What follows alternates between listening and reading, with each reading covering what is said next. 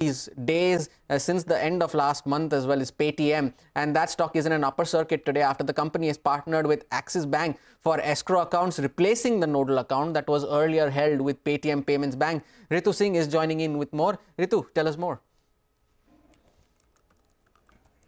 Well, Hormaz, there's a breather on two fronts for Paytm Payment Bank. One, with the Reserve Bank of India extending the deadline for the bank to wind up its banking activities by 15 days. Now, Paytm Payment Bank has been given time till March 15th to stop these activities, including your wallets, fastags, etc., which is revised from February 29 earlier to ensure customers are able to transfer activities to other banks without disruption. And secondly, RBI has released the much-awaited FAQ on customer queries with regards to what happens to various banking services, etc., after the 15th of March. And Paytm has also announced that it has moved its Nodal escrow account to Axis Bank from Paytm Payment Bank to allow the merchants to continue using the Paytm QR, the POS, or the sound box for accepting payments. So these are the positives, which is why you're seeing the reaction in the stock. But keep in mind, that this relief of partnering with Axis Bank will only help those merchants that have bank accounts linked with other banks and not Paytm Payment Bank.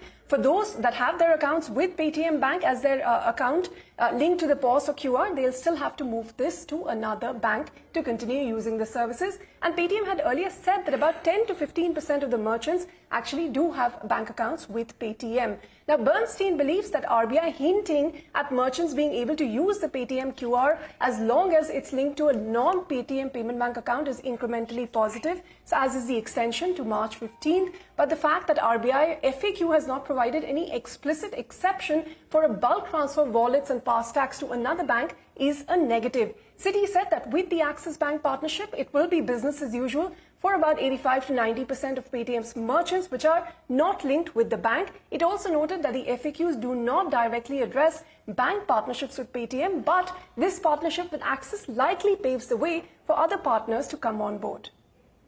Okay, all right, Ritu, that's an important clarification that merchants who are still linked to Paytm Payments Bank, they don't automatically move through this escrow to Axis Bank, right? This is not for them. They will have to, do it independently. Is that the right way to look at it?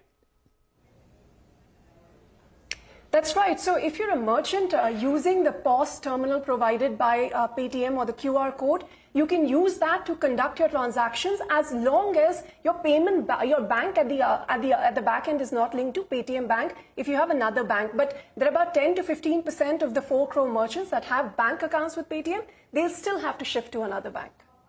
Got that. Okay, important clarification coming in there, Ritu. Thank you very much for bringing us the latest on that ever important story.